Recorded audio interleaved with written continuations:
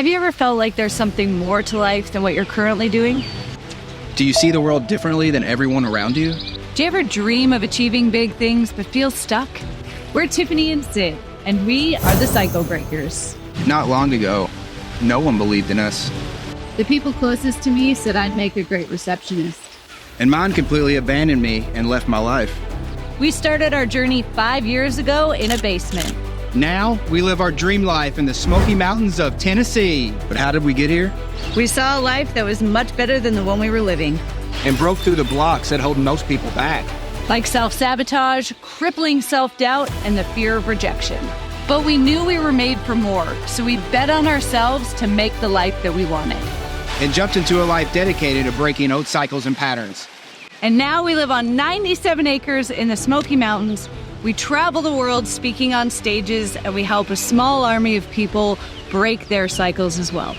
We're the Cycle Breakers, and we break through blocks that are holding most people back so we can go live our dream life. Welcome to the Cycle Breakers Show.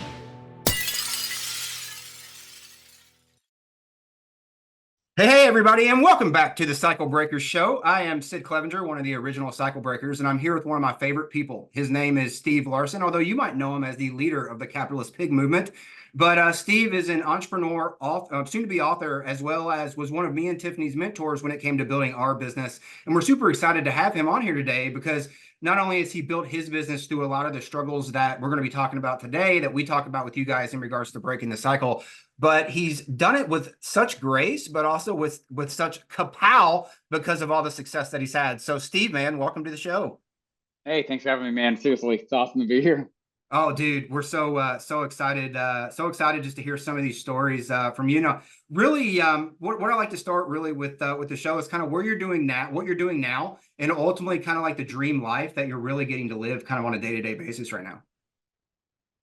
Yeah, the last 4 years I've been working on a project called Dramatic Demonstrations, and it's been this formula that I found in Rich Dead Marketers. And the argument is basically that there's no such thing as internet marketing. There's marketing, and we use the internet to distribute it. And when you think that there is internet marketing, sometimes you get a little too focused on, what time I post on Facebook, as if that's marketing, when it really isn't. It's a tactic, but it's not marketing. So really what it does, it's a partnership that Russell and I put together on this book, and we're co-authoring it. And yeah, that's what I've been working on. Dude, that's awesome. And I definitely can't wait to get it. We'll make sure that when the book does come out, if you're listening to the show and there's no link down there for the book yet, that means it's not out yet. Or there might be a coming soon link that that Steve will of course send to me, and I'll make sure to put that down there so you all can get on the waiting list for that. Now, when you were coming up, I know, you used to be at ClickFunnels, you used to work with Russell, and then you kind of left and went out on your own. What were some of the thoughts and maybe fears of you, I don't know, you're going from this cushy, awesome job at ClickFunnels to now I'm on my own and I want to build a stage and I want to build a studio and I want to do all this stuff. What were the thoughts that were kind of going through your head when you were like, oh crap, this is actually what I'm doing now or what I want to do?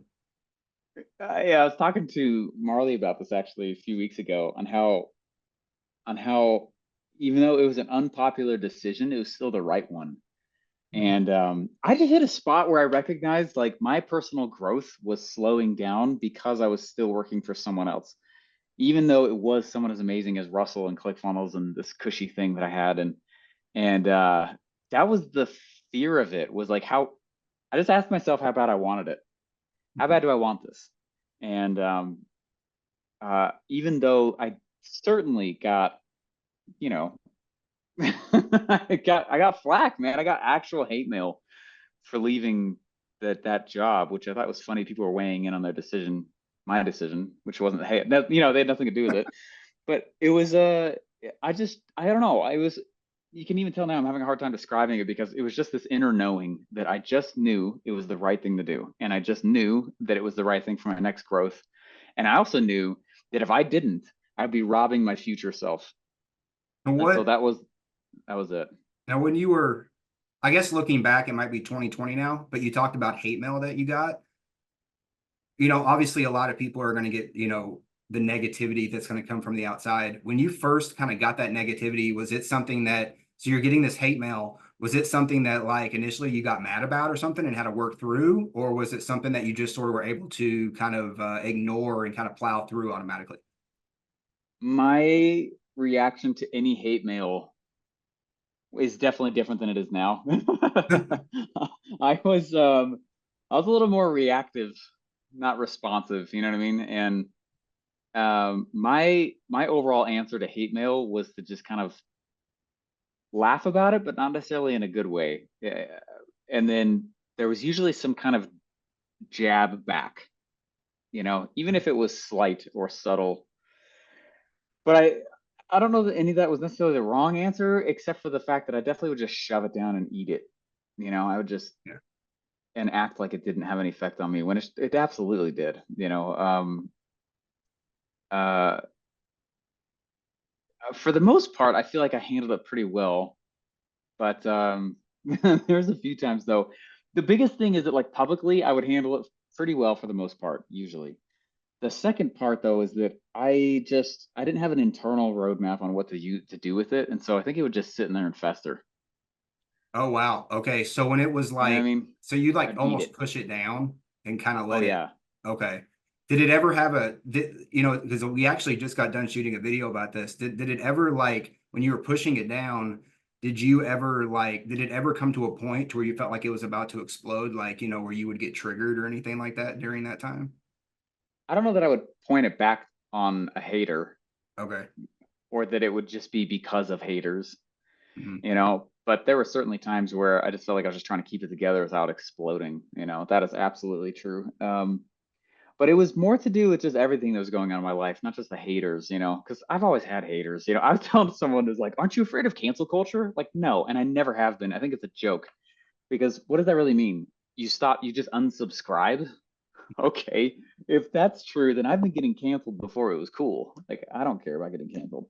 Um, so that part, I'm like, whatever. It just doesn't matter to me at all, you know. But it was more like what it would do to my psyche that I didn't, the amount of time that it would knock me off the saddle, that was the hard part, and I just, in order to just save face and be emotionally present still, I think I was doing a good job at it, but I would have to put a mask on. So I would Okay. just be wearing all these masks and not being my true self or admitting like, hey, that was tough, or hey, this is like bothering me, or hey, like there was no gas off process. And so it contributed to the bottle up. Well, what would you say was kind of like when you were going through that, and I guess maybe like that started weighing you down a little bit? What would you say maybe was like the big turning point where you were just kind of like, because I know, you had your first launch and you did well over 1 million. I mean, I remember watching that. Was it the success that was kind of like able to kind of turn around and say, look, I did it, but without your approval? Or, I mean, what was really the breaking point where you're just like, I'm done with this. I'm gonna move past this and break the cycle on this. Yeah, I'll get super real with you here, and it just it was that I was going through my divorce and stuff was just falling, and that actually was hard to go through divorce with an audience because it felt like the audience had to weigh in. And I was like, what are you guys doing in here? Like, you followed me because I'm teaching you offer creation. I didn't invite, this is my own life. Get out of here. That was hard. Um, and it was the type of hard where I kind of just wanted to give a proverbial middle finger to the whole industry and walk away. And that is what I did for a little while. Like, people ask, like, where did you go for a couple of years? Like, well, I had to reinvent myself. And because I was just so sick of so many things. And what the real bad thing that was going on was that I came to a very sudden awareness. I remember I was sitting in an Airbnb. I had moved out, and I say this with all the respect that is due to my ex-wife. I will never say anything bad, ever. And but it just didn't work out, and we just weren't happy or whatever. And but the the reality is I was sitting in, we were separated for a whole year before we ever announced it. That was the other thing, is like the audience was like, you're just telling us now? I'm like, I owe you nothing. You're not on my life. Yeah. Get out of here. I Get out didn't of know here. that. I didn't know that part. Yeah, no, that's exactly what I mean. Like, there's so much more to the backstory. And then like it's so many, that was the hard part. It's like I felt like I was going through a divorce in front of people. And I was like, you're not invited. You buy my offer. It has nothing to do with that. Get out of here. And that was the challenge. So the breaking point was when I was in an Airbnb, and I lovingly refer to it as my Airbnb tour. And I was on, like, I don't know how many months living in these areas because I was trying to find a new place to live. And I had just done a major event and slept on my office floor right before getting on stage. And just all this crap was going on in my life. And didn't know what to do with it. Felt like the walls were closing in. I was explosive on the inside. Not a good recipe. And I look back on that version of me and I'm like, whatever, it's like compassion, It's like, I love hypey Steve. Yay, hypey Steve, who just is so damaged, didn't even know it, So I was super hypey and just kind of broken and stuff, but whatever. I remember there was this pinnacle moment though where stuff just got really dark, and I started reaching out to a buddy of mine who's kind of like an older brother, and I was like, I need help. And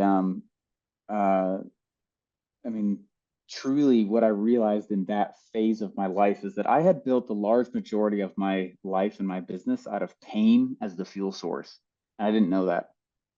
Pain was my fuel. I built my business out of pain for years. My relationship was out of pain. All my friendships were like, all of it. Pain was the fuel source. And there was a big moment where I realized that pain is energetically very costly. And so of course I got to be hypey and all the time.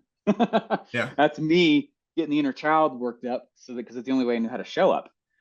And so there was a big moment though, which I'm happy to go further into, but it's where I realized that I needed to change my fuel source, and the fuel source had to get swapped out from pain to purpose. And then this massive, oh no, void showed up, which is that I don't know my purpose. And so I went on this massive internal, huge journey, just like, what's my purpose? And I remember I was praying, and I was like, God, like, what's my purpose? And I heard immediately, your purpose is to improve the economic and spiritual well-being of mankind. I was like, oh. And so we took that phrase, and that's like the banner of my business now. And I had created too much of a dependency on God for answers rather than practicing making my own decisions. And well, the harder part was not just realizing it. It was for the next 6 months, I had to I didn't realize I was addicted to pain. I had to get unaddicted to pain and flip out, instead of like push energy, I had to I'm starting to learn pull energy and be more zen. Yeah. And it's interesting how much stuff gets done. And I feel like I'm just meditating with my pinkies out, sipping chamomile tea in a hurricane, but I'm super calm now. All this stuff is just changing and moving. It's such a different way to approach life. But I definitely had to unlearn some things from the funnel space. I had to unlearn some habits. So that's the long answer. Well, I feel like there's a meme coming soon where you're going to be meditating with your pinkies out with the chamomile tea. Oh yeah, I know. And then you're going to have some phrase. Yeah. For those of you that are listening in, if you want to go and check out the Steve that I initially met versus the Steve that you're watching here, you can go check out his Instagram, which is down there below. He used to do this amazing thing. What was it? Thank God it's Monday, right? Monday, baby. Yeah, Mondays, baby. I believe that's still on your Instagram page, if I'm not mistaken. Yeah. It's Steve without a beard. He didn't have a beard there. Babyface Steve. Hairs on the other side of my head. Yeah. That's the real answer. Just grow a beard. Yeah. What were some of when you realized that, what was some of the things that you did? I mean, you obviously you talked about meditating and chamomile tea, but I mean, I know there was some work, some inner child work, or some you talked about praying, you talked about connecting to your creator, or our creator. What would you was there any type of exercises or any type of things that you started doing on a day-to-day basis that kind of pushed through that hate energy that you were kind of stuck in? Yeah, and I'll totally go there too. Psychedelic therapy, man. Oh yeah, we do it. Yeah. So you don't have to. Yeah. Yeah, it's extreme. It's changed my life. I know that some people, the first time I ever heard of it, I was like, no, I've never done a drug in my life, and I love my brain. Are you kidding? I'm not going to go do that. I was super judgy. And then I was that buddy who's like, hey man, you need some help. And things got really dark there for a while for me. And so I just knew I needed I didn't know who to turn to. And so that's when he's like, you just go do this. And I was in such a desperation. I was like, I gotta, fine. Let's just surrender. I'm going to try to go do this. And never done a thing like that in my life. And it was life changing. It changed everything for me. It was so It taught, life-changing. Now you've done it multiple times, right? yeah, multiple versions, multiple kinds, and it's something to me that there's no answer in the substance itself. There Okay. is, all it does is put you in a certain state, which you certainly can access without it. But what I find is helpful is those certain things can be like training wheels for getting into those certain flow states, and you're really accessing your subconscious and stuff. So Oh yeah. when done in the correct context, I think they're amazing. I think it was interesting because when I first did it, and I don't know if you had this experience, I know when I first did it, it almost kind of like it stripped away my face. And all of a sudden I looked up and nobody had a face. And it was like I was, I don't know which psychedelic you did, but I know we did ayahuasca. We do ayahuasca with our shaman here. He's in Asheville, North Carolina. And I know when I did it, like, I think the first time I did it, I had an anxiety attack. Pretty sure I did because I got carried out of the yurt because I was being too loud. But I just remember like looking up and like nobody had a face, and it was almost kind of like I was just looking at big clear balls of energy, and all of us were there kind of guiding each other through the process. And that was what was really huge for me. So I find it interesting that not only, and I think it's proof that not only did you do it once, but you've done it multiple times, and like that type of deep healing can really stick. I know one thing you kind of had talked to me privately about a couple of years ago when I was working with you was you had talked about the story. I guess it's this famous story in ClickFunnels, and you've mentioned that you used to work with Russell, and there was this famous. I think it's even in one of the webinars still, where like he goes and he speaks at like the big 10x event at Grant Cardone, and I didn't know this, but there was an interesting story that happened because like I know you're mentioned in the books, like you're mentioned in, I believe it's Expert Secrets, where you talk about. I know you're like you did a chapter, I believe, in that one. Yeah. And then like you're writing the book with him now, so like obviously you're really tight knit with him, but during that event, which is very well documented that Russell went there and crushed it because he did well over $1 million in what was it, like 90 minutes. Um, you were not like you were invited, but then supposedly weren't there. Like maybe like what happened there? Yeah. So the so when he went, I was there when he did the like 3 million in 90 minutes or whatever, which is crazy. That was, so the next year, the one where there's 30,000 people in a stadium. Um, this was a good lesson to me, and it really taught me a lot about myself, and it was a big driver emotionally for me as well. It was in Miami, and Cardone was running his third 10x event, 30,000 people in the stadium, and I was invited to go up. Like Russell invited me to come up with him and a group of others to kind of do this thing. I don't know, as part of his speech, like be testimonials or tell our stories or whatever. And I remember I was super psyched about it. And I don't know that I was just about to go through, I could tell I was about to go through some major life changes. Like my divorce had not been an, but so I get to go, we're going to go on the stage, and suddenly I got uninvited. So I you were got, at the event, and then just randomly they said no go. yeah. Oh And, wow! I thought that it was going to be a couple of us. I was the only one uninvited out of like 8 or 9. Holy cow! And yeah, it's very painful. And, I know that 30,000 people did not see it, but it felt like that to me because I was on where the stage was. Yeah.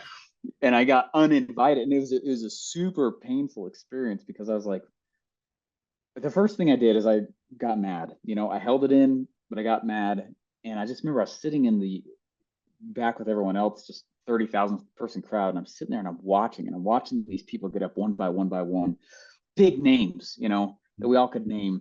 And I'm like, I know I'm good enough to be up there. I know I'm good enough to be up there. Why am I not up there? And it was very painful. And it suddenly hit me though, that I wasn't up there because I wasn't big enough at that time. Mm-hmm. That was it. And that's what I decided to use it and interpret it as, that I don't qualify.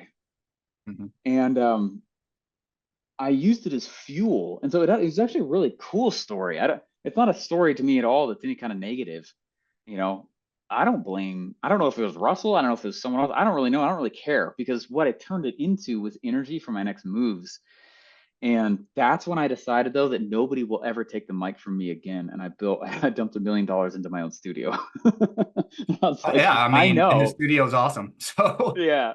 Yeah. I was like, I know my stuff's good enough to be on that stage, but if I need to show more proof to big people that that's true, then that's fine. And that's what I'll take it as. And so it is actually a blessing. Really oh, that's cool. awesome. Yeah, I mean, it's Yeah. really cool how you flipped it.